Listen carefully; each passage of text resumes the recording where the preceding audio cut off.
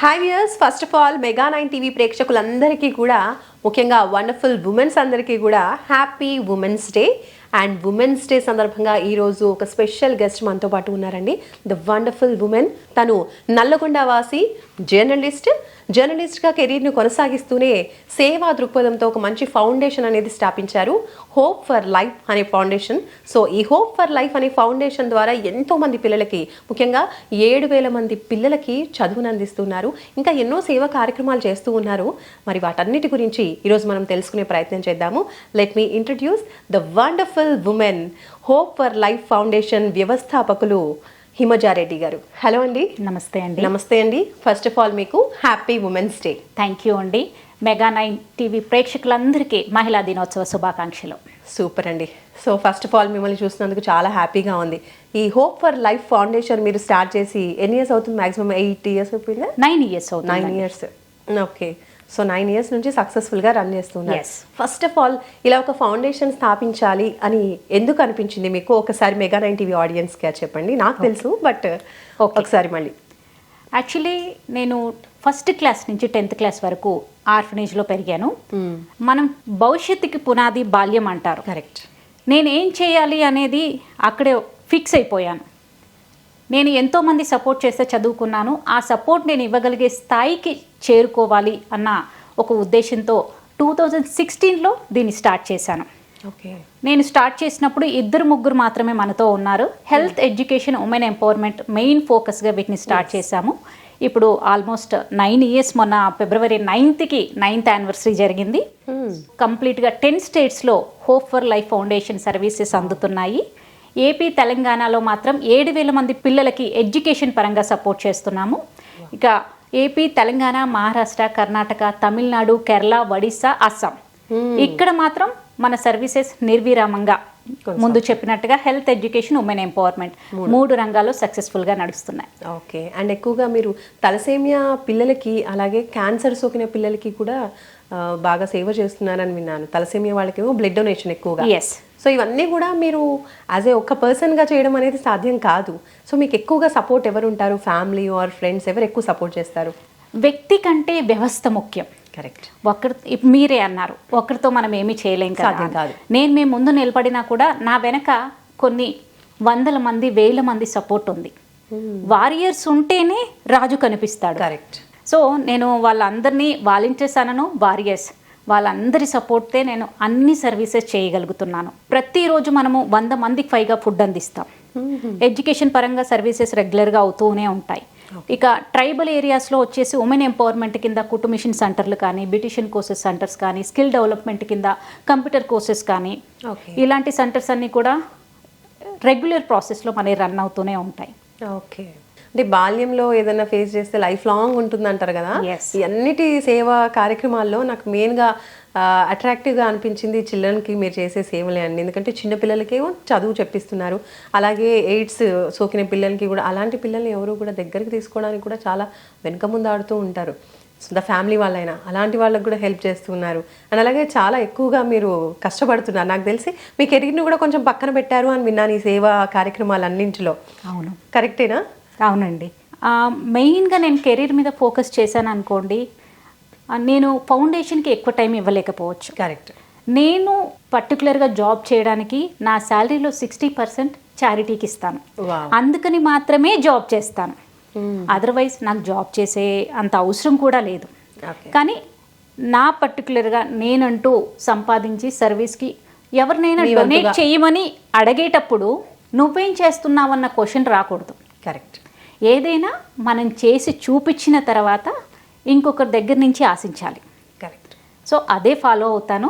అందుకని చెప్పేసి నేను కెరీర్ని పక్కన పెట్టలేదు, గ్రోత్ని పక్కన పెట్టారు. బట్ కెరీర్ని కూడా ఇంకా కంటిన్యూ చేస్తూ ఉన్నారు. కెరీర్ని ఇంకా జర్నలిస్ట్గా కంటిన్యూ అవుతున్నారు. జర్నలిస్ట్గా కంటిన్యూ అవుతూనే ఉన్నానండి. ఓకే.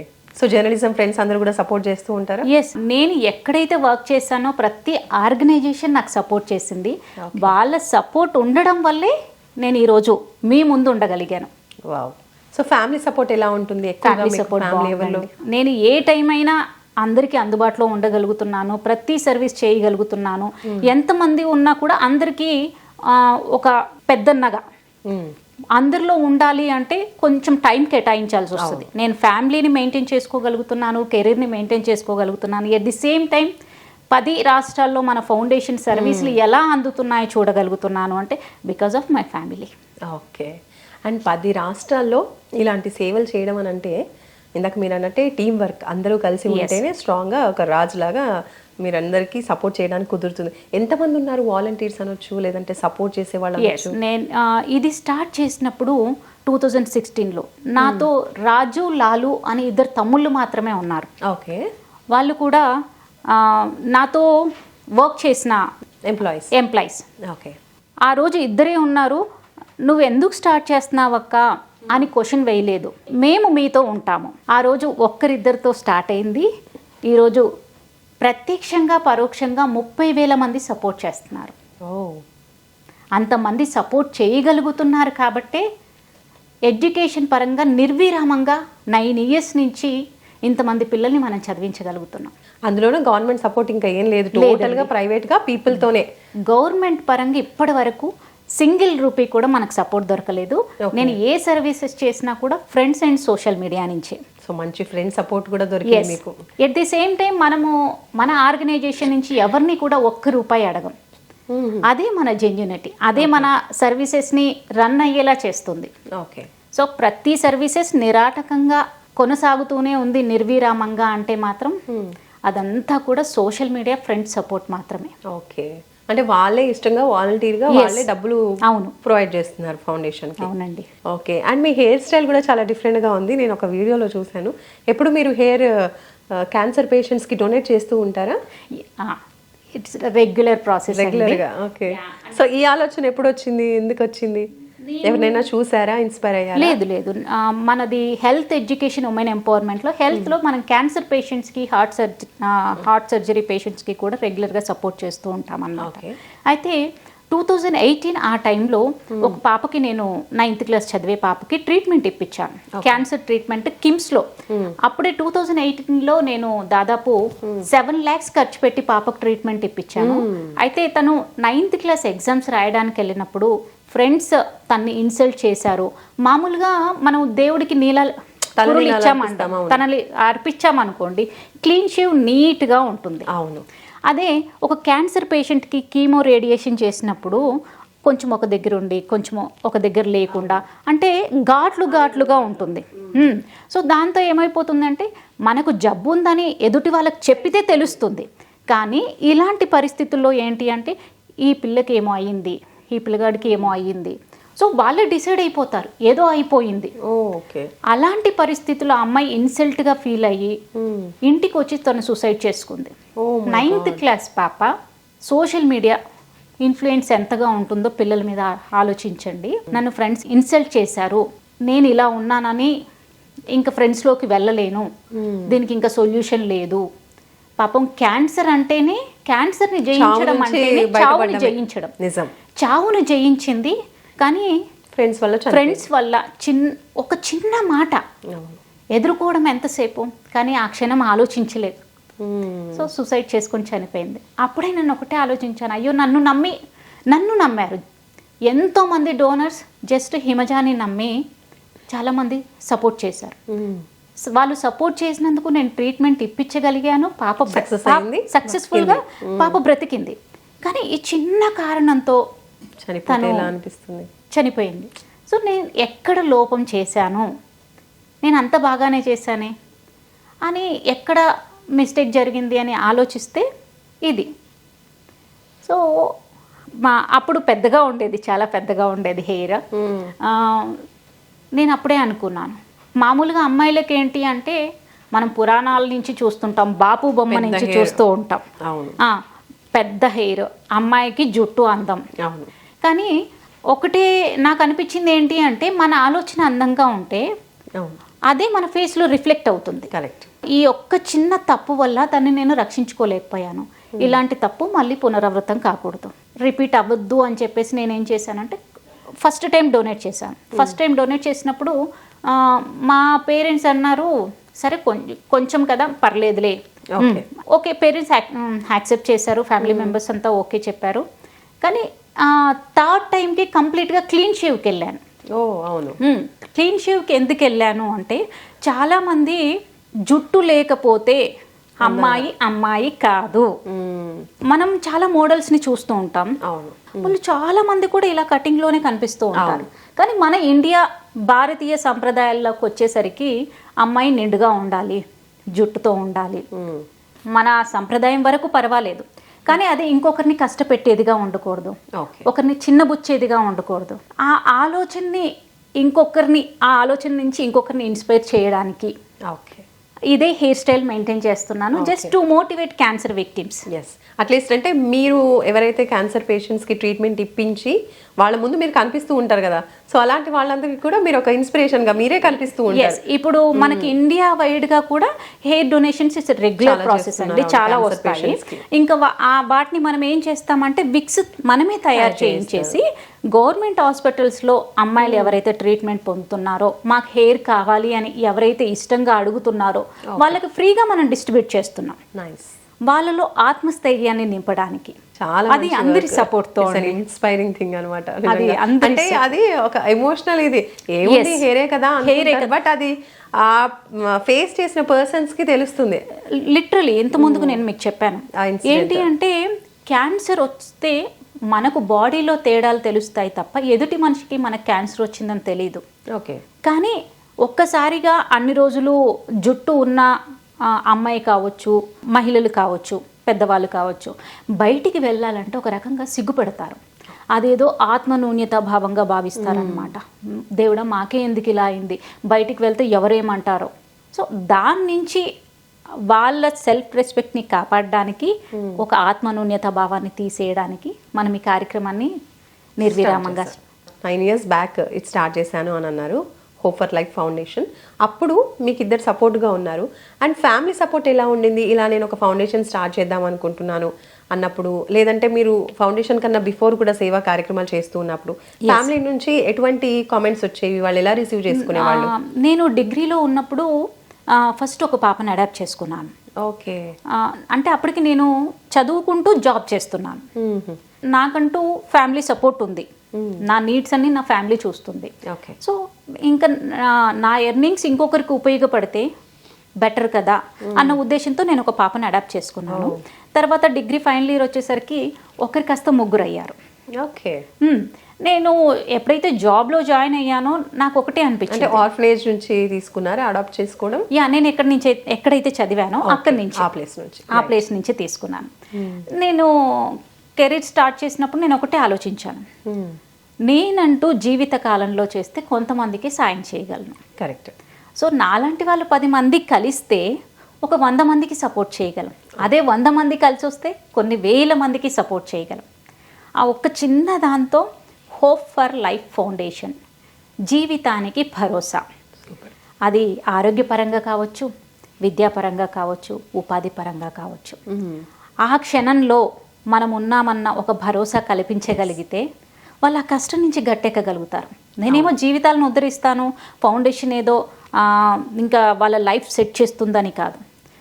ఒక మనిషి నిలబడాలంటే చదువు చెప్పిస్తే తన కాళ్ళ మీద తను నిలబడగలుగుతాడు, జీవితాంతానికి సరిపోతుంది.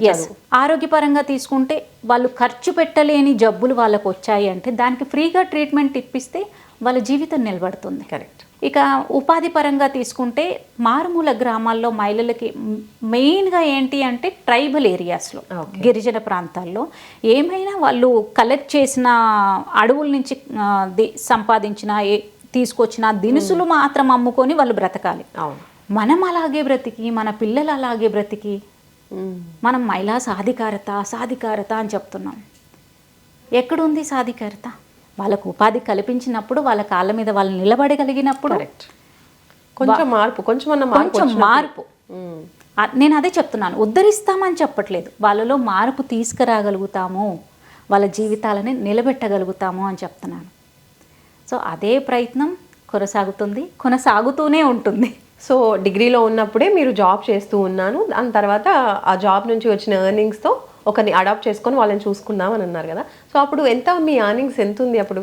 నా ఎర్నింగ్స్ 5,000 అండి. 5,000. ఒక డిగ్రీ చదివే అమ్మాయికి 5,000 అంటే మంచి పాకెట్ మనీ, కావాల్సినవి షాపింగ్ ఇంకేదో కొనుక్కోవచ్చు అని అలా అనుకుంటూ ఉంటారు ప్రజెంట్ ఎవరైనా అలా అనుకుంటారు, కానీ ఆ ఏజ్లోనే మీరు ఒకరిని అడాప్ట్ చేసుకోవాలి, అందులోనే చిన్న పాపని అడాప్ట్ చేసుకోవాలి అంటే అసలు నిజంగా చాలా గ్రేట్. అంటే డబ్బు విలువ, మనిషి విలువ మెయిన్గా డబ్బు విలువ. ఒక్క రూపాయితో 90s తీసుకుంటే ఒక్క రూపాయితో ఒక బన్ను కొనుక్కోవచ్చు. అవును, అది ఒకరి కడుపు నిండుతుంది. హాస్టల్లో పెరిగిన ఆర్ఫనేజ్లో ఎలా ఉండేది పరిస్థితి అంటే ఒక్కొక్కసారి తినడానికి కూడా ఉండేది కాదు ఫుడ్. నేను డిగ్రీలో వచ్చినప్పుడు నాకు తినడానికి ఉంది, నేను నా పేరెంట్స్ దగ్గర ఉన్నాను, తినడానికే కాదు దాచుకోవడానికి కూడా ఉంది. ఆ దాచుకోవడాన్ని ఇంకొకరికి పంచితే ఆ మనిషి ఒక కుటుంబాన్ని నిలబెట్టగలుగుతారు. సో అది నా వరకు అప్పుడు చిన్న మొత్తమే కావచ్చు, కానీ ఆ చిన్న మొత్తం ఒకరికి చదువు చెప్పించగలుగుతుంది, ఒకరి ఆకలి తీర్చగలుగుతుంది, ఒకరికి జీవితాన్ని ఇవ్వగలుగుతుంది, చాలు. కరెక్ట్. సో నా పేరెంట్స్ ఎప్పుడూ అబ్జెక్షన్ చెప్పలేదు.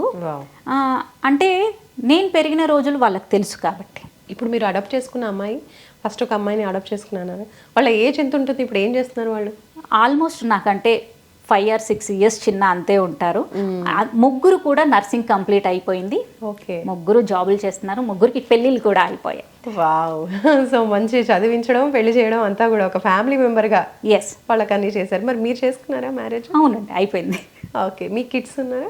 నేను చదివించే 7,000 మంది పిల్లలే నా పిల్లలు. అనుకున్నా అదే ఆన్సర్ వస్తుందా నేను అనుకున్నాను. సూపర్ అండి, ఒకరిద్దరు కాదు, ఈ జనరేషన్ లో 7,000 మంది పిల్లలు పోషిస్తున్నారు అంటే చాలా గ్రేట్ థింగ్ అది. అంటే నాకు అనిపించింది ఏంటి అంటే ఫ్యామిలీ మెంబర్స్ తీసుకుంటే ఒకరు ముగ్గురు ఉంటారు. కరెక్టే. మన సిబ్లింగ్స్ తీసుకున్నా, లేదు కజిన్స్ తీసుకున్నా, మహా అంటే మన చుట్టూ 10 మందే ఉంటారు. మన అనుకుంటే 100 మంది, మన వాళ్ళందరూ ఎంతమంది ఉంటే అంతమంది మన వాళ్ళే. సో ఆ సెల్ఫిష్నెస్ వద్దు అని చెప్పేసి, ఆ స్వార్థం. నేను 60 మందిలో పెరిగాను, ఒక 6,000 మందిలో ఈరోజు ఒక అమ్మగా ఒక అక్కగా పేరుంది, నిలబడగలిగాను. సో ఆ హ్యాపీనెస్ చాలు.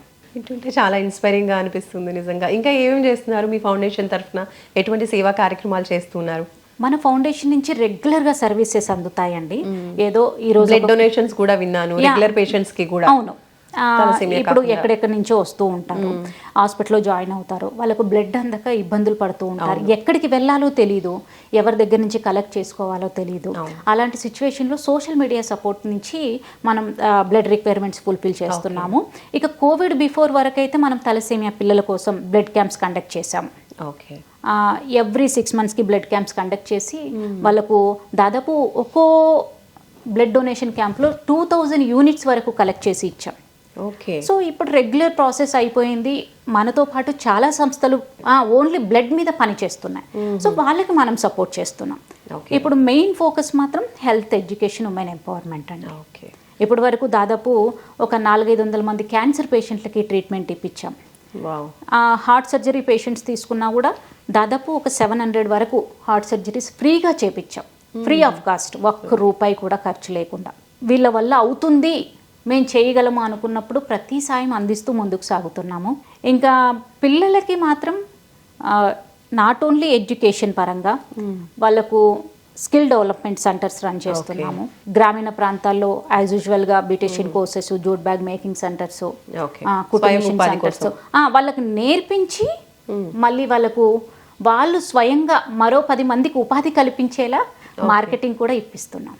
అంటే ఓన్లీ నేర్పించడము, ఒక విద్య వాళ్ళకి నేర్పించి వదిలేయడం కాకుండా దాన్ని మళ్ళీ ఉపాధిగా ఎలా తీసుకెళ్ళాలి, ఇంకో 10 మందికి ఎలా అనేది ఒక సర్కిల్ లాగా చేస్తున్నారు. కాబట్టి అక్కడ ఉన్న వాళ్ళందరికీ కూడా అది హెల్ప్ అవుతుంది. ఒకరిద్దరికి లేదా 10 మందికి. మనం ఏదో ఈ రోజు ఏదో పాఠం చెప్పేసాము, వదిలేసాం, కానీ ఆ పాఠం వల్ల వాళ్ళకు ఉపయోగం ఉండాలి. కరెక్ట్. దాని నుంచి వాళ్ళు ఏమైనా నేర్చుకోగలిగి ఉండాలి.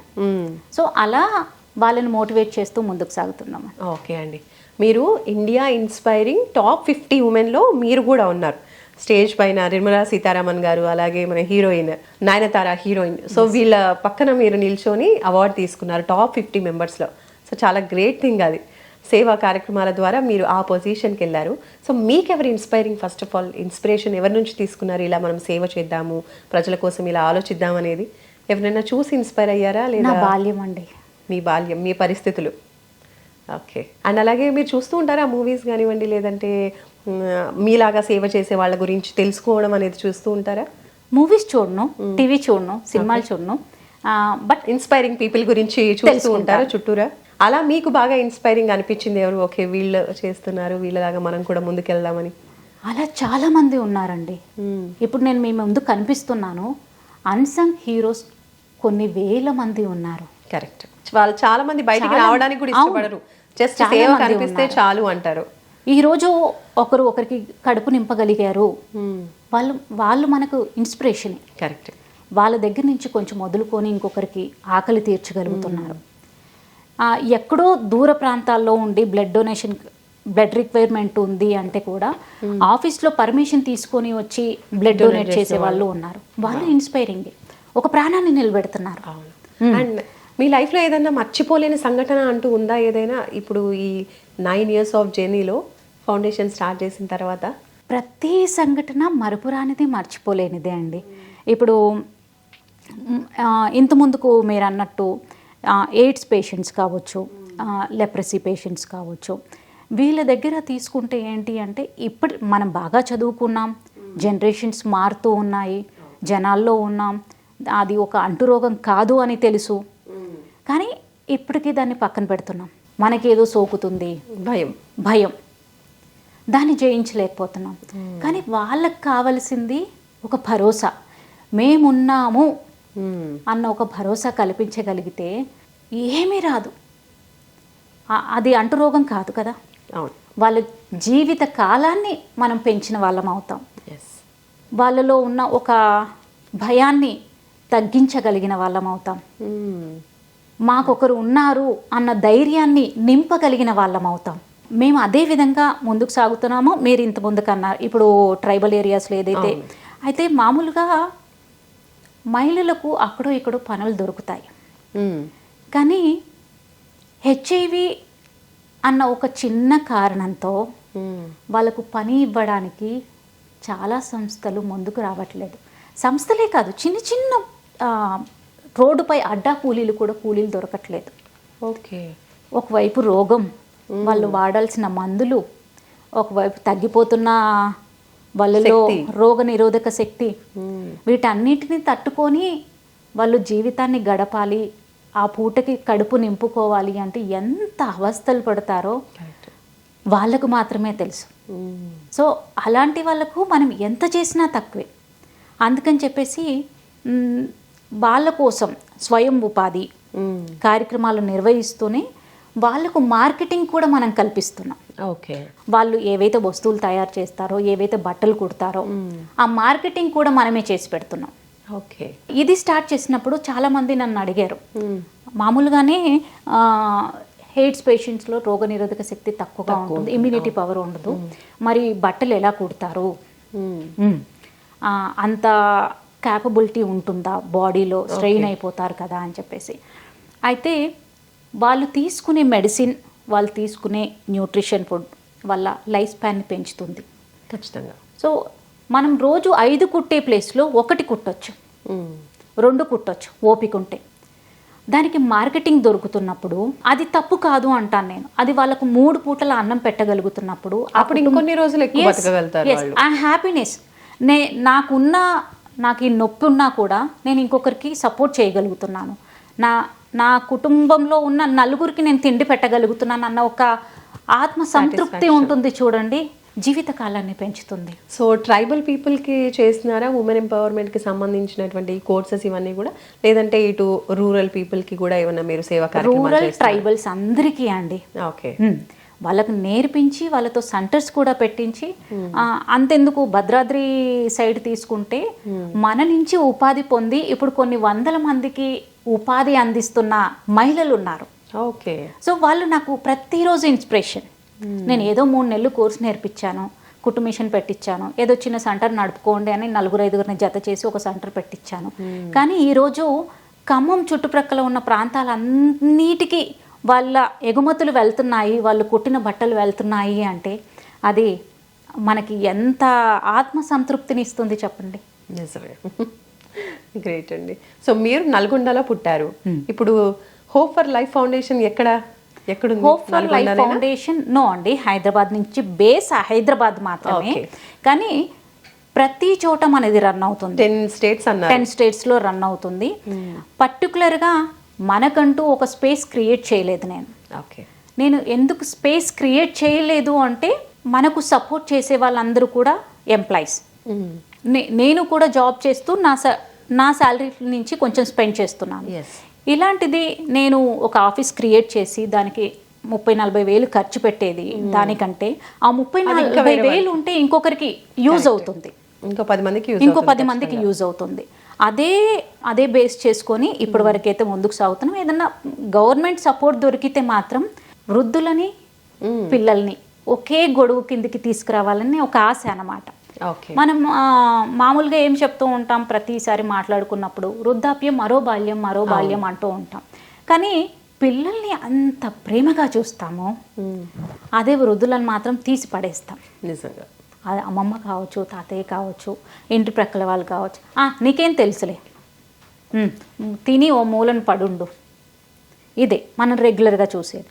ఇన్ని వృద్ధాశ్రమాలు, మరి నిజంగా వృద్ధాప్యం బాల్యమైనప్పుడు వృద్ధాశ్రమాల అవసరం ఏంటండి? నిజమే. ఈ లెక్కన మిమ్మల్ని పెంచిన మీ గ్రాండ్ పేరెంట్స్ అంటే కూడా మీకు బాగా ఇష్టమేమో అని నాకు అనిపిస్తుంది. చాలా. నిజమేనా? మీ బాల్యం అంతా వాళ్ళతోనే సాగిందంట కదా. సో టోటల్ నల్గొండలో గ్రాండ్ పేరెంట్స్తో ఉండేవాళ్ళు.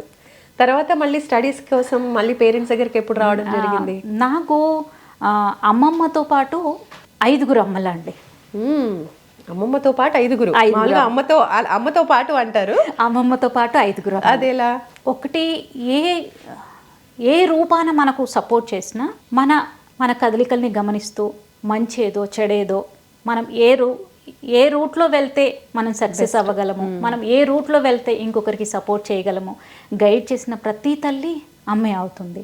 అలా మా అమ్మమ్మ కడుపున పుట్టిన ప్రతి కూతురు నాకు తల్లి. అంటే అమ్మతో పాటు పెద్దమ్మ వాళ్ళు. ఓకే. సో మామూలుగా అంటున్నారు పెద్దమ్మ పిన్నమ్మ పేరులోనే ఉంది. అమ్మతో పాటు మిగతా అందరు చెల్లెళ్ళే, అమ్మనే పెద్ద ఆవిడ. ఓకే. సో అమ్మమ్మ పెద్ద ఆవిడ, అమ్మ తర్వాత మిగతా చిన్నమ్మలందరూ నాకు అమ్మలే. ఇప్పుడు మీరు ఇలాంటి సేవా కార్యక్రమాలు మీ స్టడీస్ నుంచే చేస్తూ ఉన్నారు. సో కాలేజ్ డేస్ నుంచే స్టార్ట్ చేశారు కాబట్టి ఇలాంటివి మీ అమ్మమ్మ నానమ్మ వాళ్ళకు లేదంటే మీ పిన్ని వాళ్ళకు తెలిసినప్పుడు వాళ్ళ నుంచి ఎట్లాంటి మాటలు వచ్చేవి, వాళ్ళు ఎలా తీసుకునే వాళ్ళు, ఎలా ఇన్స్పైర్ వాళ్ళు ఒకటే చెప్తారు, ఏంటి అంటే నీ ఆరోగ్యంతో పాటు ఇవన్నీ చెయ్యు, వద్దు అనడం లేదు, కానీ నీ ఆరోగ్యం కూడా జాగ్రత్తగా చూసుకో. అది 2 బ్యాలెన్స్ చేసుకున్నప్పుడు మాత్రమే మేము హ్యాపీగా ఉంటాము. బాగా ప్రేమించే వాళ్ళు నిజంగా ఇదే మాట చెప్తూ ఉంటారు కదా, నువ్వు చేయాలనుకుంది చెయ్యి, బట్ ఫస్ట్ నీ హెల్త్ ముఖ్యం అంటారు. ఇంకా ఫ్యూచర్లో హోప్ ఫర్ లైఫ్ ఫౌండేషన్ నుంచి ఇంకా ఏం మీరు చేయబోతున్నారు? హోప్ ఫర్ లైఫ్ ఫౌండేషన్ నుంచి ఇక్కడ మెయిన్ మీకు ఒకటి చెప్పలేదండి. మనము మెయిన్గా గ్రామీణ ప్రాంతాల్లో ఆర్ఫనేజ్ హోమ్స్లో పెరిగే అమ్మాయిలు కావచ్చు, శానిటరీ నాప్కిన్, ఇది ఇప్పటికీ ఎన్ని జనరేషన్స్ మారినా ఋతుక్రమం దీని గురించి మాట్లాడుకోవడానికి ఇంకా సంశయిస్తూనే ఉంటాం. ఎంత చదువుకున్న అన్నలు మనతో ఉన్నా, చదువుకున్న పేరెంట్స్ మనతో ఉన్నా, భాగస్వాములు మనతో ఉన్నా, దాని గురించి మాట్లాడొచ్చా లేదా? చిన్న డౌట్. అంటే ఒక రకంగా ఇన్ఫీరియారిటీ కాంప్లెక్స్. కరెక్ట్. ఎలా రియాక్ట్ అవుతారో. సో అలాంటి వాటిని తొలగించడానికి మనం ప్రతి నెల 1 lakh వర్త్ శానిటరీ నాప్కిన్స్ ఫ్రీగా డిస్ట్రిబ్యూట్ చేస్తున్నాం. College going girls, rural people, tribal ఏరియాస్లో, రూరల్ ఏరియాస్లో అండ్ ఆర్ఫనేజ్ హోమ్స్లో ఉండే అమ్మాయిలకి మనం శానిటరీ నాప్కిన్స్ ఫ్రీగా డిస్ట్రిబ్యూట్ చేస్తాము. అంటే మెన్స్ట్రల్ పీరియడ్లో జాగ్రత్తలు తీసుకోకపోతే దాదాపు 5 రకాల క్యాన్సర్లు వస్తున్నాయి. ఓకే. సో అది దాదాపు సిటీలో ఉండే ప్రతి అమ్మాయికి తెలుస్తుంది, ఎంతో జాగ్రత్త తీసుకుంటాను. కానీ గవర్నమెంట్ స్కూల్స్లో ఉండే పిల్లలు, ఆర్ఫనేజ్ హోమ్స్లో ఉండే పిల్లలు, రూరల్ ప్రాంతాల్లో, గ్రామీణ ప్రాంతాల్లో తీసుకుంటే ఇప్పటికీ బావి దగ్గరికి వెళ్ళి, బోరింగ్ దగ్గరికి వెళ్ళి, పంపు సెట్ల దగ్గరికి వెళ్ళి బిందెలు పట్టుకొచ్చుకుంటున్నారు. ఎన్ని వాటర్ అని వేస్ట్ చేస్తారు? వాటర్ వేస్ట్ అయిపోతున్నాయి, నీళ్ళు ఎక్కువ అయిపోతున్నాయి, తెచ్చుకోలేకపోతున్నాం. ఈ చిన్న చిన్న కారణాలు కావచ్చు, ఆ టైంలో నెగ్లెక్ట్ చేసి. మీరు గమనిస్తే గ్రామీణ ప్రాంతాల్లో చాలామంది మహిళలు గర్భాశయ క్యాన్సర్ల బారిన పడుతున్నారు. జస్ట్ ఈ సైకిల్లో పరిశుభ్రత పాటించకపోవడం వల్ల. ఓకే. సో మేమేదో కంప్లీట్గా దీన్ని నిర్మూలిస్తాం, నివారిస్తామని చెప్పట్లేదు. ఆ రేషియోని 1% తగ్గించగలిగిన సక్సెస్ అయినట్టే.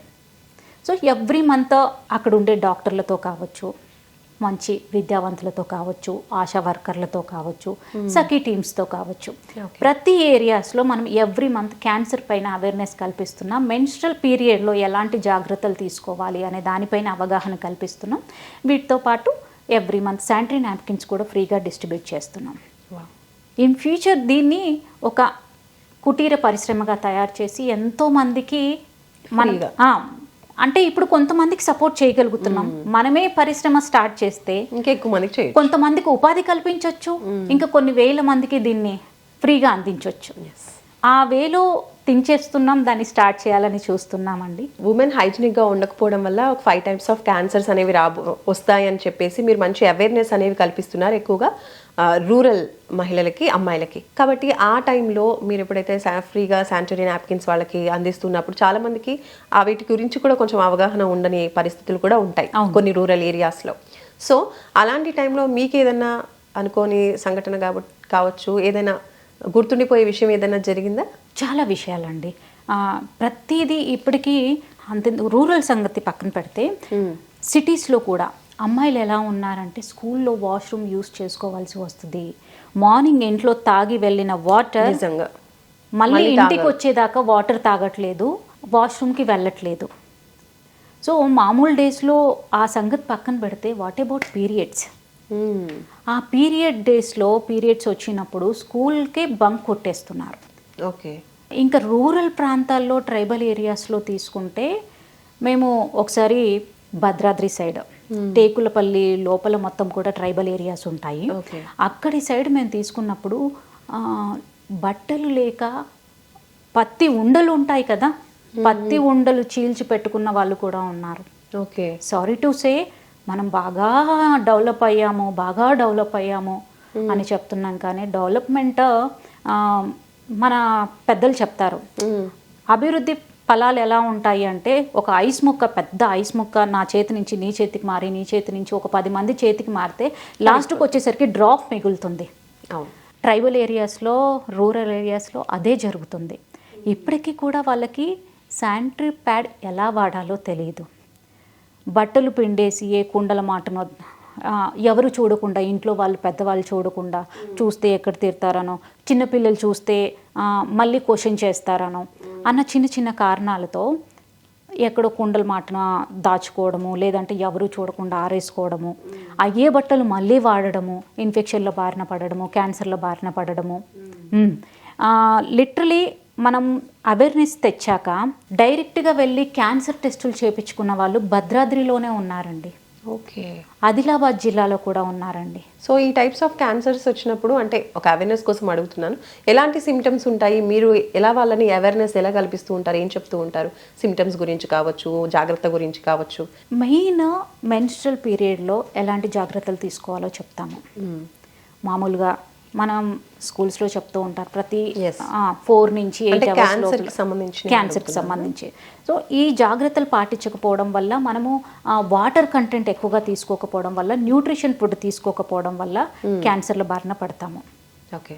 శుభ్రత పాటించకపోవడం మెయిన్. సరే తర్వాత చూద్దాంలే, ఇప్పుడు పనిలో ఉన్నాను, నేను వెళ్తే ఎవరైనా చూస్తారేమో, ఏదో పనికి వెళ్తాము, అరగంట అక్కడి నుంచి బ్రేక్ దొరికితే పర్వాలేదు, బ్రేక్ దొరకకుండా మీరు ఈ 10 గంటలు పని చేస్తేనే మీకు జీతం ఇస్తాము అంటే ఆ తల్లి అలాగే కడుపు పట్టుకొని ఉంటుంది. శుభ్రత సంగతి దేవుడు ఎరుగు. క్యాన్సర్లు వస్తున్నాయి, యూట్రస్ క్యాన్సర్ కావచ్చు, రకరకాల 5 రకాల క్యాన్సర్లు వస్తున్నాయండి. Cervical cancer, uterus cancer, at the same time breast cancer, ఈ మధ్యలో థ్రోట్ క్యాన్సర్ కూడా వస్తుంది. చిన్న చిన్న వాటితో మనం గమనించుకోగలిగితే, మన బాడీలో తేడాలు మనం రెక్టిఫై చేసుకోగలిగితే, ప్రాథమిక దశలోనే దీన్ని అరికట్టగలిగితే ట్రీట్మెంట్ ఈజీ అవుతుంది, తొందరగా బయటపడొచ్చు.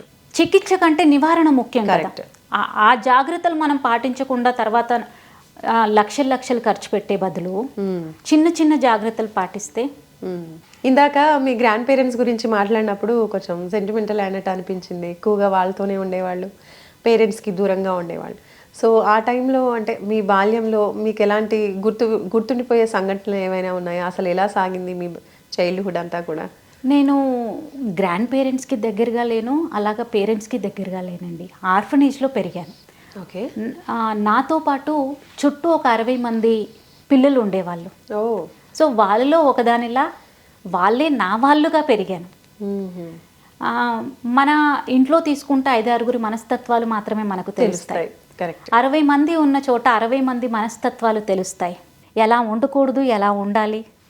ఇప్పుడు ఆర్ఫనేజ్ హోమ్స్లో కానీ సోషల్ వెల్ఫేర్ హాస్టల్స్ల మీద కానీ పర్యవేక్షణ పెరిగింది. గవర్నమెంట్, మీడియా వచ్చాక చాలా జాగ్రత్తగా ఉంటున్నారు. పిల్లలకు అన్ని రకాలుగా అన్నీ అందుతున్నాయి. కానీ అప్పుడు మాత్రం కనీసం ఫుడ్ కూడా సరిగా అందేది కాదు. 60 మంది ఉన్న చోట కనీస సౌకర్యాలు ఉండేవి కాదు. ఎప్పుడో తెల్లవారుజామున 3:30కి వెళ్ళి కిలోమీటర్ దూరంలో వెళ్ళి అక్కడ బోరింగ్ దగ్గర వాటర్ పట్టుకొని అక్కడే స్నానాలు చేసి వచ్చేవాళ్ళు నాతో పాటు అందరూ కూడా పిల్లలు. ఆ అర్ధరాత్రి ఎందుకు అంటే ఎవరు చూడరని, ఎవరు ఉండరని. మళ్ళీ 7-7:30కి స్కూల్కి వెళ్ళిపోవాలి. హాస్టల్ స్కూల్ ఒకే దగ్గర ఉండేది కాదు. ఆ టైంకి అవ్వకపోతే అలాగే వెళ్ళిపోయే వాళ్ళం.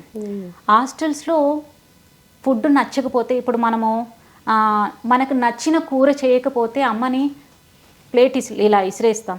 నేను చేయమని చెప్పా కదమ్మా, నాకు చికెన్ వండమన్నాను, నాకు పిజ్జా ఆర్డర్ పెట్టమన్నాను, నాకు బిర్యానీ వండమన్నాను, ఇలా పడేస్తాం.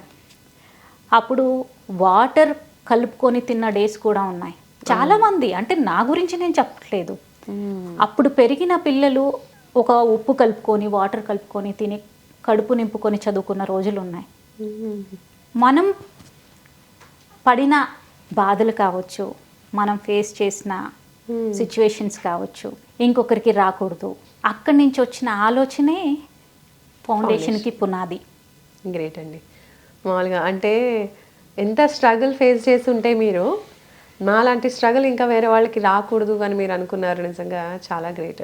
మామూలుగా ఒకరు ఎవరైనా సరే వాళ్ళ ఫ్యామిలీ మెంబర్స్ గురించి, వాళ్ళ పిల్లల గురించి అలా అనుకుంటూ ఉంటారు. కానీ మీరు మాత్రం ఫస్ట్ మీరు అన్నట్టుగానే సమాజంనే మన పిల్లలుగా అనుకుంటున్నారు కాబట్టి అందరి గురించి ఆలోచిస్తున్నారు, నా ఫ్యామిలీ అనుకుంటూ. అండ్ ఆ చిన్నప్పటి నుంచే ఆ ఆలోచనలు అనేది ఎక్కువ పీపుల్తో మీరు ఉండడం వల్ల మీకు ఆ అవేర్నెస్ అనేది బాగా కలిగింది. నిజంగా మన దగ్గర ఏదైనా ఉంటే అది మనం తిన్న తర్వాత ఇంకొకరికి ఇవ్వాలి అనుకుంటాం.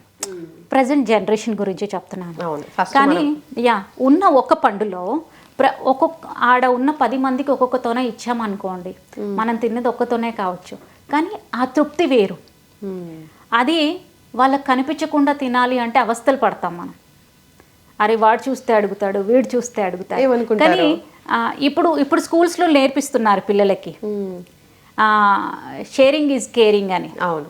సో అది పిల్లల్ని అలవాటు చేస్తే సో వాళ్ళు కూడా ఇంకొకరికి సహాయం చేయాలి. ఇప్పుడు చాలామంది పిల్లలు వాళ్ళ బర్త్డేస్ని సెలబ్రేట్ చేసుకుంటున్నారు. లిటరలీ నేను రోజుకి 100 మందికి ఫుడ్ పెట్టగలుగుతున్నాను అంటే పిల్లల వాళ్ళే. ఎవరో ఒక తల్లి, ఏదో ఒక తండ్రి, ఈరోజు మా పాప బర్త్డే, ఈరోజు మా నాన్నగారి బర్త్డే, ఈరోజు మా నాన్నగారి జయంతి, వర్ధంతి, ఈరోజు మా పెళ్లి రోజు, ఇలా ఈ సందర్భం ఏదైనా కావచ్చు, అన్నదానాలు బాగా చేస్తున్నారు. చాలా మంది ముందుకు వస్తున్నారు ఇంకొకరు ఉన్న దాంట్లో ఇంకొకరి కడుపు నింపడానికి. సో మార్పు చాలా మంచిదండి. నిజమే. అండ్ మీలాంటి వాళ్ళని చూసినప్పుడు వాళ్ళకి కూడా ఇన్స్పైరింగ్ గా అనిపిస్తుంది. అండ్ వాళ్ళు చేసే సేవ కూడా ఈజీ అవుతుంది. డైరెక్ట్ గా మీకు ఇస్తే ఇలాంటి వాళ్ళు ఉండబట్టే నేను చేయగలుగుతున్నాను అంటాను. రెండు వైస్ వర్సా. మీరు ఉండడం వల్ల వాళ్ళకి పని ఈజీ అవుతుంది, అండ్ మీ వల్ల వాళ్ళకి యూజ్ అవుతుంది, వాళ్ళ వల్ల మీకు యూజ్ అవుతుంది. అండ్ ఫైనల్ గా లబ్ధి పొందేది ఏంటంటే ఆ పేదవాళ్ళు ఎవరైతే వెళ్తుంది. It's enough. కరెక్ట్. సో మీరందరూ ఒక 60 మెంబర్స్ కిడ్స్ ఉండేవాళ్ళని చెప్పారు కదా బాల్ వికాస్లో, ఆర్ఫనేజ్లో. సో వాళ్ళందరితో మీరు కలిసి ఉన్నప్పుడు బాగా గుర్తుండిపోయే సిచ్యువేషన్, కొంచెం ఎమోషనల్గా అయిన సిచ్యువేషన్ ఏదైనా ఉందా మీరు ఇప్పటి వరకు గుర్తుంచుకునేటువంటి? చాలా థింగ్. ఇప్పుడు నాకు అమ్మమ్మతో పాటు 5 అమ్మలు అని చెప్పాను. అమ్మ అనే ఒక పదానికి ఉన్న రెస్పెక్ట్ నేను అక్కడ తెలుసుకున్నాను. అంటే చిల్డ్రన్స్ హోమ్లో ఎలా ఉండేది అంటే చాలామంది అనాథ పిల్లలు, తండ్రులు లేని వాళ్ళు, తల్లులు లేని వాళ్ళు, అమ్మ అనే పిలుపుకు నోచుకొని వాళ్ళు చాలామంది ఉండేవాళ్ళు. అయితే ఒక్కరికి ఎవరికైనా అమ్మ ఉంది, అమ్మమ్మ ఉంది వచ్చింది అంటే ఆ 60 మందికి ఆమె అమ్మమ్మే. ఓకే. ఏ అమ్మాయి తల్లి వచ్చినా, ఏ అమ్మాయి అమ్మమ్మ ఎవరైనా రిలేటివ్స్ వచ్చారు అంటే ప్రతి ఒక్కరూ అమ్మతో సమానమే. అలా చుట్టూ అంటే పిల్లల కోడి అంటాం చూడు, అలా వచ్చి గుమ్ముకోడి, అమ్మ ఏం తెచ్చావు, అమ్మ ఏం తెచ్చావు, మాకు అక్కతో పాటు మాకు, అక్కతో పాటు మాకు. మా అమ్మ ఇప్పటికీ గుర్తు చేస్తారనమాట అప్పటి రోజులు. అంతమంది గేట్ సౌండ్ వినిపించింది, ఎవరో కొత్త వాళ్ళు వచ్చారు, అందరూ పరిగెత్తుకొచ్చేస్తారనమాట. ఎవరో వచ్చారు మన కోసం, ఏమో తెచ్చారు. అమ్మ అయింది అంటే అమ్మ అందరికి సమానంగా పంచుతుంది. ఓకే, అది మాత్రం నేను విలువ తెలుసుకున్నానండి. సో వాళ్ళు కూడా అంతలా ప్రేమించే అందరినీ. ఒక మనిషిని ప్రేమించడం, ఒక మనిషిని గౌరవించడం, ఒక మనిషిని మనతో సమానంగా చూడడం నేను అక్కడ తెలుసుకున్నాను. ఓకే. అండ్ మన ఎపిసోడ్ స్టార్టింగ్లో మీరు చెప్పారు ఇందాక, ఒక అమ్మాయికి క్యాన్సర్ ట్రీట్మెంట్ ఇప్పించి తను బయటపడిన తర్వాత హెయిర్ లేదని ఫ్రెండ్స్ ఇచ్చేయడం వల్ల తను చనిపోయింది అని. అయితే అలాంటి సిచ్యువేషన్స్ అంటే సూసైడ్ చేసుకునేటువంటి లేడీస్, లేదంటే క్షణికావేశంలో రాంగ్ డెసిషన్స్ తీసుకునేటువంటి అమ్మాయిలు, మెయిన్గా టీనేజర్స్ ఎక్కువగా ఉంటూ ఉంటారు. సో ఆ టైంలో అంటే ఆ టీనేజ్ ప్రభావం కూడా ఉంటుంది, అలాగే చుట్టూనే ఉన్నటువంటి పరిస్థితులు, ఫ్రెండ్స్, ఇలాంటి వాటి వల్ల ఒక 5 minutes కూర్చొని ఆలోచిద్దాము అని లేకుండా క్షణికావేశంలో డిఫరెంట్ నిర్ణయాలు తీసుకుంటూ ఉంటారు. వాళ్ళ లైఫే స్పాయిల్ అయిపోతుంది. కొంతమంది చనిపోతారు, కొంతమందికి చనిపోయినప్పుడు అక్కడితో ఆగిపోతుంది. కానీ రాంగ్ డెసిషన్ తీసుకొని ఇంకా డీవియేట్ అయ్యి వెళ్ళినప్పుడు లైఫ్లో చాలా బాధలు పడాల్సి వస్తూ ఉంటుంది. అట్లాంటి సిచ్యువేషన్స్ మనం న్యూస్లో కూడా చాలా చూస్తూ ఉంటాం.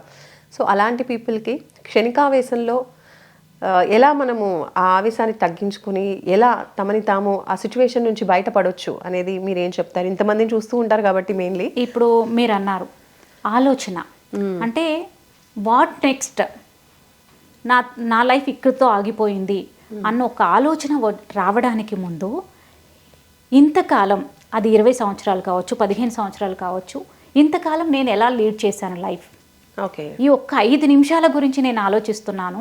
ఎన్ని స్ట్రగుల్స్ ఫేస్ చేసి ఉంటే మనం ఇంతవరకు వచ్చి ఉంటాం. అది ఒక్కటి ఆలోచిస్తే, ఇప్పుడు ఇంత ముందుకు మీతో అన్నాను, అన్నం ఇసురు కొట్టడం కానీ, నచ్చలేదని గొడవలు పడడం కానీ, చిన్న చిన్న వాటికి అమ్మ టీవీ పెట్టలేదని, మొబైల్ కొనిచ్చలేదని, నాన్న బైక్ కొనిపెట్టలేదు అని, ఇష్టమైన ప్లేస్కి తీసుకెళ్ళలేదని, చిన్న చిన్న వాటికి కూడా సూసైడ్ చేసుకునే సందర్భాలు మనం చూస్తున్నాం రెగ్యులర్గా మీడియాలో. సో ఆ ఆలోచనని మళ్ళించగలిగితే ఆ ఒక్క క్షణం ఆ బాధని మీ పేరెంట్స్కి మీరు చెప్పుకోలేకపోవచ్చు. ఎందుకంటే పేరెంట్స్ నుంచే నీకు ప్రాబ్లం వచ్చింది అనుకుందాం, నీ ఫ్రెండ్స్ ఉంటారు కదా, సరే నీ ఫ్రెండ్స్కి చెప్తే మళ్ళీ మీ పేరెంట్స్కి తెలుస్తుంది అన్న భయం కావచ్చు. మీ టీచర్ ఉంటారు కదా, గురువు తల్లితో సమానం, ఏదైనా పొట్టలో పెట్టేసుకుంటుంది. నీకు ఇష్టమైన టీచర్కి చెప్పు. లేదు, చుట్టుప్రక్కల వాళ్ళు చాలామంది మనం పేరెంట్స్తో షేర్ చేసుకోలేనివి మన అన్నలతో చెల్లెలతో షేర్ చేసుకుంటాం.